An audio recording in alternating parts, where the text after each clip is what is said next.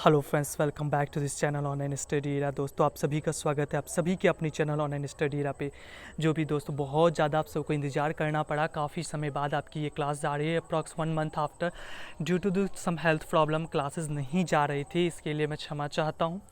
लेकिन मैं आपसे कह रहा हूँ, अब से आपकी क्लासेस आई होप कंटिन्यूसली चले, मतलब वीकली क्लासेस ही जाएगी। आपको वीक में एटलीस्ट 1 डे या 2 डे आपके हर एक टॉपिक की क्लासेस प्रोवाइड की जाएगी।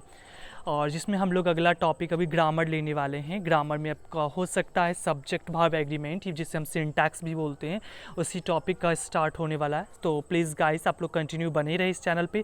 जो भी दोस्तों नए हैं, प्लीज़ गाइस आप सब्सक्राइब करना ना भूलें और अपने दोस्तों के साथ इस चैनल को शेयर करना बिल्कुल ना भूलें, क्योंकि मैं यहाँ पर आप सभी का जिम्मेदारी लेता हूँ। पूरी गारंटी के साथ कहता हूँ, यदि आप इस चैनल को रेगुलर फॉलो करते हो तो आपके आने वाले एग्ज़ाम में 110% आपको मैं बता रहा हूँ, अगर आप फॉलो कर रहे हो इस चैनल को रेगुलर, आपकी 90% मार्क्स आपको मैं गेन करवाने वाला हूँ गाइस। बिल्कुल ये कोई फेक नहीं है, कोई इस तरह का झूठा फरेब मैं आपसे नहीं कर रहा हूँ, वो भी फ्री ऑफ कॉस्ट विदाउट 1 रुपये लिए हुए। तो चलिए गाइज, आज के हम इस टॉपिक पे आते हैं। जैसा कि आज का हमारा जो टॉपिक होने वाला है वो है आपका now the leaves are falling fast का समरी और ऑब्जेक्टिव दोनों डिस्कशन करेंगे हम आज की इस वीडियो में। तो गाइस पूरे वीडियो आप अंत तक ज़रूर देखना, और आपको देखने के बाद ये ज़रूर मालूम चलेगा कि नहीं आपने बहुत कुछ सीखा है। तो इसीलिए गाइस चलिए हम लोग स्टार्ट करते हैं। जो भी दोस्तों आप सब मुझसे कुछ और भी सीखना चाहते हैं इंग्लिश के बारे में, तो आपको मैंने इसी वीडियो के नीचे में इंस्टाग्राम का मैंने लिंक दे रखा है, आप उसे जा करके फॉलो करें। वहाँ पे मैं आपको अलग अलग तरह के कई सारे एडवांटेज चीज़ें मैं दे रहता हूँ, जिसे आपको देख करके आपको भी बहुत अच्छा लगेगा, और आप पिक्टोरियल मेथड में, मतलब पिक्चर को देख करके आपको सीखने में बहुत ही आनंद आने वाला है। तो चलिए गाइस आते हैं हम लोग इस लेसन पे। सबसे पहले हम लोग बात करते हैं now the leaves are falling fast के ऑथर के बारे में बात करते हैं, जिनका नाम बनता है विंस्टन हाग ऑर्डेन, जिनको हम लोग शॉर्टकट में बोलते हैं WH ऑर्डेन। WH ऑर्डेन जी के बारे में हम लोग कुछ जान लें इनके बारे में। तो WH ऑर्डेन साहब का जन्म 1907 में हुआ था और इनकी मृत्यु 1973 में हुआ था। बहुत ही वैसे इस यहाँ पे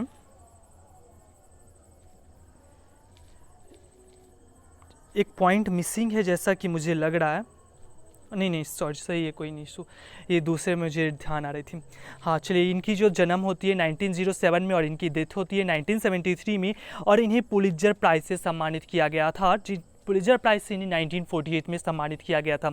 दूसरी बात है, इनकी जो महत्वपूर्ण बुक है वह है द एज ऑफ एंजाइटी। आपको इसी समय में एक आपसे क्वेश्चन पूछा, यदि आपको तुरंत आपको क्वेश्चन के बाद आपको आंसर आ रहा है तो आप समझो आप बहुत अच्छी आपकी प्रिपरेशन है। आप लोग मुझे बताएंगे द लीव्स ऑफ ग्रास ये किनकी द्वारा लिखी गई है। द लीव्स ऑफ ग्रास, अगर आपको पता हो तो ज़रूर आप मुझे कमेंट में आ करके बताएं the leaves of grass dash और ऑथर का नाम ज़रूर बताएं, और उनके द्वारा और कौन सी बातें आपकी बुक की कौन सी लेसन लिखी गई है वो भी ज़रूर बताएं। तो इन्होंने जो बुक लिखा है द एज ऑफ एंजाइटी, जिसकी वजह से इन्हें पुलित्जर प्राइज़ से सम्मानित किया गया था, वो भी 1948 में। इन्होंने इंग्लैंड छोड़ा 1939 में, और जाकर के ये सेटल्ड हो गए परमानेंटली USA अमेरिका में। देखिएगा, यही है हमारे WH ऑर्डेन साहब, और इस चीज़ को आप ध्यान देंगे ये चीज़ क्या है, ठीक है ना, क्योंकि इस लेसन में इसका बहुत ज़्यादा जिक्र किया गया, जिसे हम प्राम्स बोलते हैं, पालना बोलते हैं, पैराम्बुलेटर्स बोलते हैं, बच्चा की गाड़ी, कठी गाड़ी जिसे हम कहते हैं, वही चीज़ है। गाइस जब पूरा वीडियो अंत तक जरूर देखो, एकदम मज़ा आ जाएगा, सही बता रहा हूँ। चलिए आते हैं हम लोग पैराग्राफ नंबर 1 पे। अरे मत भागो तुम, आ जाओ। Now the leaves are falling fast. देखिए, जब भी हम पोएम का अगर समरी स्टार्ट करते लिखना, तो सबसे पहले हम लोग इंट्रोडक्शन देते, परिचय करवाते, आखिर हम किसके बारे में लिख रहे हैं। तो now the leaves are falling fast is a lovely poem by WH Auden. Now the leaves are falling fast एक बहुत ही प्यारा सा, बहुत ही दिल को छू जाने वाली एक कविता है, WH ऑर्डेन के द्वारा लिखी गई। He was one of the greatest. अब देखो, वन ऑफ का एक रूल याद रख लेना, यही आपको मैं सिंटैक्स ग्रामर में पढ़ाने वाला हूँ। जब भी वन ऑफ आता है तो वन ऑफ के बाद हमेशा जो नाउन जो होगा वो आपका प्लूरल होगा। अब देखो, ये ग्रेटेस्ट, मॉडर्न, पोएट्स जो है आपका नाउन है, ग्रेटेस्ट आपका यहाँ पे एडजेक्टिव है, मॉडर्न भी आपका एडजेक्टिव है, ठीक है ना। तो और ये चीज़ ध्यान रखेंगे, भले नाउन प्लूरल आ जाए लेकिन वर्ब हमेशा सिंगुलर ही आती है। लेकिन इस सेंटेंस में आपका वर्ब नहीं दिया हुआ है, वर्ब ऑलरेडी पीछे वॉज यूज़ किया जा चुका है। तो he was one of the greatest modern poet, ये अपने समय के सबसे महान कवि में से एक थे। इन दिस पोएम, इस कविता में द पोएट डिस्क्राइब्स, कवि वर्णन करते हैं द फ्रस्ट्रेशन, तनाव को, that is naturally present in human life, जो मानव के जीवन में नेचुरली प्रेजेंट रहता है। हम आप चाहे कोई भी हो, हर एक लोग के जीवन में तनाव, और जिसके जीवन में तनाव ना हो, जिसके जीवन में टेंशन ना हो, यार वो जीवन जीने व्यर्थ है बिल्कुल। तो आज के समय में कोई ऐसा व्यक्ति नहीं है जो टेंशन में न रहता हो। तो यहाँ पे कवि कहते हैं, मैं आज उस चीज़ का डिस्कशन करने वाला हूँ, उस फ्रस्ट्रेशन का, उस तनाव का, जो नेचुरली हर एक व्यक्ति के जीवन में प्रेजेंट है। Here the poet says that, यहाँ पे कवि कहते हैं, now the leaves are falling fast, अब पत्ते तेजी से गिर रहे हैं। यहाँ पे पत्ते गिर नहीं रहे हैं, यहाँ पे जो पत्ते जो हैं, समझिएगा ध्यान से इस लाइन को, यहाँ पे कवि जो है ये पत्ते जो कह रहे हैं ये मनुष्य को कह रहे हैं। जैसे ये पेड़ में इतने पत्ते खिले हुए हैं, तो उस पेड़ में जो पत्ते खिले हुए हैं उसकी तुलना, पेड़ को तुलना किए पृथ्वी से, और पृथ्वी पे इतने सारे आदमी, वही देखो पेड़, और पेड़ में इतने सारे पत्ते, मतलब पृथ्वी, और पृथ्वी पे इतने सारे आदमी, समझ रहे हो ना पॉइंट को, उससे तुलना कर रहे हैं और कह रहे हैं, it means all human beings are going towards death very fast. अब पत्ते तेजी से गिर रहे हैं, मतलब अब आदमी जो हैं बहुत तेजी से अपनी मृत्यु के करीब बढ़े जा रहे हैं, मृत्यु की राह पर जाए जा रहे हैं। एंड डीके, और बर्बाद कर रहे हैं देयर लाइफ, अपने जीवन को भी, due to disease and other reasons, या तो बीमारी की वजह से, कोविड-19 की वजह से, ना तो किसी और रीजन की वजह से, कोई तनाव में आके सुसाइड करना, तो कोई किसी वजह से, कोई अपनी इस तरह से बहुत तरह की बातें होती है जिससे लोग तंग आकर के सुसाइड कर लेते हैं। लेकिन यहाँ पे जो आप सभी ये ध्यान रखेंगे, कभी भी आपके भी जीवन में तनाव आए, सुसाइड बिल्कुल मत करना, क्योंकि ईश्वर ने अगर एक रास्ता बंद किया है तो दूसरा ज़रूर खोलते हैं। ड्यूरिंग देयर लाइफ स्पैन, जब भी मनुष्य जो होता है लाइफ स्पैन, अपने जीवन चक्र में, अपनी जीवन अवधि में, their desires and aspirations are not fulfilled, जो मनुष्य जो है अपने जीवन चक्र में, अपने जीवन के समय में, न उसकी इच्छा न अभिलाषा, एस्पायरेशंस मतलब होता है अभिलाषा, आर नॉट फुलफिल्ड, वह कभी पूरी हो ही नहीं पाती है। कभी भी ऐसा नहीं होता, आज कितना ही अमीर क्यों ना हो जाए, किसी को भी, आज आप जान रहे हो, आज हमारे धीरू भाई अंबानी जो हैं विश्व में 13वें नंबर पर रैंक करते, अडानी साहब 14वें ही नंबर पर रैंक करते। क्या उनकी इच्छा हो गई होगी कि अब मैं जब रिलैक्स कर लेना, मुझे सो जाना, अब दूसरे को कब अर्न करने देता हूँ मैं, ऐसा कभी नहीं सोचते। वो सोचते हैं मुझे और कितना अर्न करना, कहीं लॉस लग गए तो बिलियनर से कहीं मैं मिलियनर ना बन जाऊँ, ऐसा उनके मन में बहुत तरह की टेंशनें रहती होगी। तो वही कहते हैं कि आदमी की इच्छा और अभिलाषाएं कभी पूर्ण नहीं होती है। आई होप आपको ये पॉइंट समझ में आया होगा। गाइज़ यदि आपको अच्छा लगे तो प्लीज़ गाइज़ लाइक करना इसे मत भूलो, ठीक है ना, क्योंकि अब लाइक करते हो तो उसके बदले मुझे कुछ पैसे नहीं मिलते। ऐसा मत सोचना कि लाइक कर देंगे तो हमारे जो आगे सामने वाले हैं उनको पैसे मिल जाएंगे, ऐसा कुछ नहीं होता है। बस ये होता है कि हाँ देख के खुशी होती है, जैसे आप एफबी पे अपना फ़ोटो डालते हो, अपनी पिक डालते हो, और भी बहुत तरह से आपको लाइक मिलते हैं, तो क्या पैसे मिलते हैं? नहीं मिलते हैं। बस वही बात, यहाँ पे कुछ नहीं मिलते हैं, ऐसा कुछ नहीं है, ना यूट्यूब देते हैं ना ये देते, कुछ भी नहीं है, ठीक है ना। बस लाइक करते जाना, शेयर करो, इससे शेयर करने से क्या होगा, आप अपनी फ्रेंड की हेल्प करोगे, मुझे कुछ नहीं मिलने वाला, सही बता रहा हूँ, रियली है। आते हैं, so they become hopeless and feel loneliness. इसी वजह से जब मनुष्य की इच्छाएं और आशाएं अपने पूरे जीवन चक्र में पूरी नहीं हो पाती है तो वो अपने आप को आशा विहीन समझते, उनको लगता ही नहीं कि अब मेरे जीवन जीने का कोई आशय भी है, और अपने आप को अकेले समझने लगते हैं। There is human waste on a large scale, बहुत बड़ी मात्रा में अभी, और ये बातें लाइन जो लिखी गई ना अभी की सिचुएशन से बिल्कुल मिलती है कि बड़ी संख्या में मनुष्य की बर्बादी होती जा रही है। अभी देख रहे होगे कितनी ज़्यादा प्रतिदिन, अभी कोविड की वजह से 4000 केसेस जो हमें टीवी शो करते हैं, न्यूज़ वाले शो करते हैं, और इसके इनसाइड कुछ और भी चल रहे हैं। द मैसेंजर ऑफ डेथ, जो मृत्यु के स्वाहक हैं, यमराज हैं, यमदूत हैं, आर प्रेजेंट एवरीवेयर, वो हर एक जगह उपस्थित हैं, इन डिफरेंट फॉर्म, अलग अलग रूप में, टू स्नेच ह्यूमन हैप्पीनेस, ताकि वह क्या करे, मनुष्य की जो खुशियाँ हैं उसको छीन ले। स्नेच का मतलब होता है छीन लेना, जिससे बोलते हैं ना वो स्नेचर होता है ना, वो स्नेचर का मतलब होता है वो चेन स्नेचर होते हैं, चेन छीनने वाला, रोड पे देखते हो कि चल के छीन लेता है, अक्सर साउथ की मूवी वगैरह में बहुत ज़्यादा देखते होगे। तो यहाँ पे वही कहते कवि कि यहाँ पे जो है ना अक्सर हर एक जगह आपको वो देखने को मिलेंगे। कौन देखने को मिलेंगे? मृत्यु के संदेशवाहक। अरे यमराज यमदूत आएंगे और क्या करते हैं, कभी देखो कोई आदमी जा रहा है आराम से किसी भी ट्रक के पीछे पीछे जो मुस्कुराते हुए फ़ोन पे लगे हुए यूँ हंसी में किसी से बात करते हुए आज पता चला अगले मिनट उसकी मृत्यु हो जाती है। तो मतलब ऐसा कहा जा रहा है कि पता नहीं वो किस रूप में घूम रहा है तुम्हारे साथ। The people who are today, जो लोग आज जीवित हैं, विल डाई टुमारो, वो कल पक्का ही मरेंगे। ऐसा नहीं है कोई यहाँ पे जीने के लिए आया है, हम हो आप हो या कोई और हो। पीपल हैव कन्फाइंड देमसेल्व्स, लोग अपने आप को कैद कर लेते हैं, they are suffering from the sense of loneliness in which they live and die। वो लोग जो हैं वो ग्रसित हो चुके, किस चीज़ से ग्रसित हो चुके हैं? अकेलापन से, जिसमें वो जी रहे हैं और मर रहे हैं। द पोएट सेज डैट, कवि कहते हैं, the starving trolls are suppressing the gentleman and wandering in this world in search of their pray.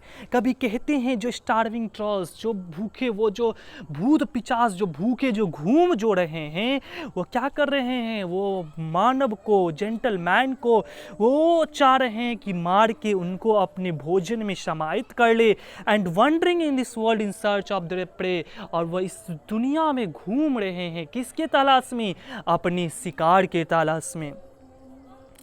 As the gentleman dare not to oppose them, जैसा कि जेंटलमैन सब जो हैं, मतलब हम आप मनुष्य आज बोलते हैं, हमारी गवर्नमेंट, हमारे साइंटिस्ट बोलते हैं मास्क लगा घूमो, बोले ना अरे मास्क क्या, हम तो अपने खुद बड़ा सा कोविड है, कोविड की कैसे हिम्मत जो मुझे टच कर जाए, ऐसा हो नहीं सकता है। तो वही कह रहे हैं ऐसे जेंटलमैन इतने सारे हैं, इतने dare not to oppose them, उनकी ऐसी हिम्मत नहीं होती है कि वो उनका वो विरोध कर सके। एंड दे आर साइलेंट, और जब मृत्यु आती है ना तो के पास ऐसी हिम्मत नहीं होती कि अरे भाई कोविड तू आ गया, अच्छा चल तू बैठ जा मेरे साथ, आ जा 2-3 लगा लेते हैं अब। एंड दे आर साइलेंट, और वो क्या हो जाते हैं? शांत हो जाते हैं, और वो उसे अपने संदेशवाहक को बोलते हैं आ चल ले चल। ठीक है, चलिए आते हैं अगले पैराग्राफ पे।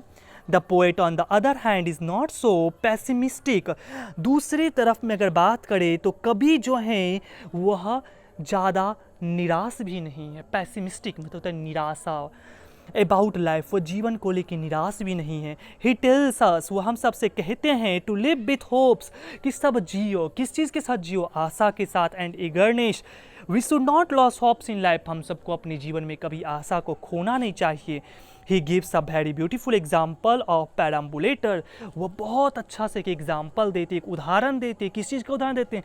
तो पैराम्बुलेटर का। पैराम्बुलेटर का मतलब होता वही कटी गाड़ी, बच्चे का पालना। एंड सेज डैट, और कहते हैं they symbolise the continuity of life, कि देखो यही, इसको देखो और इसको देख के ये समझो कि जीवन का चक्र ऐसे ही लगातार चलते ही रहता। आज उस पालना में कोई और झूल रहा है और आने वाले दिनों में उस पालना में कोई और झूलेगा, और कभी वही पालना लकड़ी का जो है, वह लकड़ी जो है तुम्हारे दाह संस्कार में यूज किया जाएगा। ये लाइन आपके पोएम में बहुत अच्छे से बताई गई है, मैंने कुछ हटा दिया यहाँ से। वी आर ट्रैवलर्स, हम सब वो ट्रैवलर्स हैं, यात्री हैं। किसके यात्री हैं? In the journey of life, इस जीवन के यात्री हैं। हम सब इस जीवन के यात्री हैं, और एक न एक दिन हम सब को भी ऊपर जाना ही जाना है।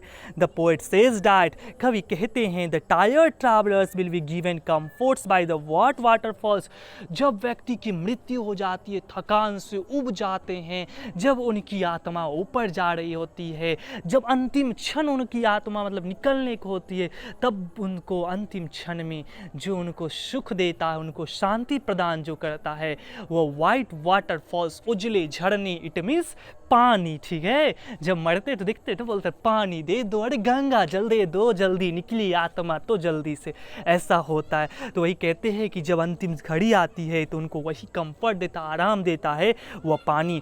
इन दिस वे, इस तरीके से द पोएट सजेस्ट अस, कवि हम सबको सुझाव देते हैं to live with hopes and eagerness, कि हमेशा जीवन में कितनी दुख क्यों ना आ जाए, हमेशा मुस्कुराते रहो, खिलखिलाते रहो। आई होप गाइज आपको पोएम समझ में आया होगा। यदि समझ में आया तो प्लीज़ गाइज आप कमेंट करके ज़रूर मुझे बताएं कैसा लगा, और अपने फ्रेंड को शेयर करें और लाइक करना बिल्कुल ना भूलें। आते हैं हम लोग ऑब्जेक्टिव क्वेश्चन पे। वैसे इसका ऑब्जेक्टिव मैंने ऑलरेडी एक वीडियो कर रखा, अपलोडेड है, मैं इसके नीचे लिंक दे दूंगा, आप जाके वहाँ से भी देख सकते हो। वहाँ पे कुछ ज़्यादा ऑब्जेक्टिव है, मैंने यहाँ पे शॉर्ट में लिया है। The prams are dash, prams जो होता है, पालना जो होता है वह डैश कर रहा है। तो ध्यान रखेंगे यहाँ पे आपको ऑप्शन मिलेगा स्टैंडिंग, वो वाइटनिंग, रोलिंग। तो आपको यहाँ पे जो होगा आंसर होगा the prams are rolling on. Rolling का मतलब होता है लुढ़कना, जैसे हम किसी स्लॉपिंग पे रख देते हैं तो वो क्या करती है, लुढ़कती जाती है। The travellers are we dash moving towards our death, जो ट्रैवलर्स हैं, जो यात्रीगण हैं, वो कौन है, हम सभी हैं ना, जो क्या कर रहे हैं, मृत्यु की ओर तेजी से बढ़ रहे हैं। तो वी कौन होंगे, ह्यूमन बींग्स हो जाएंगे यहाँ पे, वी ह्यूमन बींग्स। ठीक है, समझ आया होगा I hope. Human life is no better than, मनुष्य की जीवन अच्छी नहीं है। किससे अच्छी नहीं है, तो मनुष्य की जीवन मृत्यु से अच्छी नहीं है, डेथ से अच्छी नहीं है।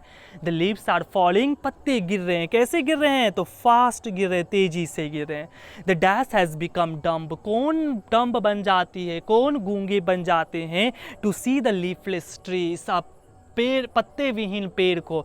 और इस लाइन का मैं आपको मतलब बताऊं ना, तो इस लाइन का मतलब कहते हैं समाज के उस अच्छे लोगों से जब किसी गरीबों पे, जब किसी लाचारों पे कोई जुल्म होता है तो समाज के वो अच्छे लोग भी गूंगे बन जाते, वो उसके सपोर्ट में नहीं बोलते। वही चीज़ यहाँ पे बोला गया है। तो यहाँ पे जो आपका आंसर होगा नाइटिंगेल, द नाइटिंगेल जो है वह क्या हो जाती है, डम्ब हो जाती है।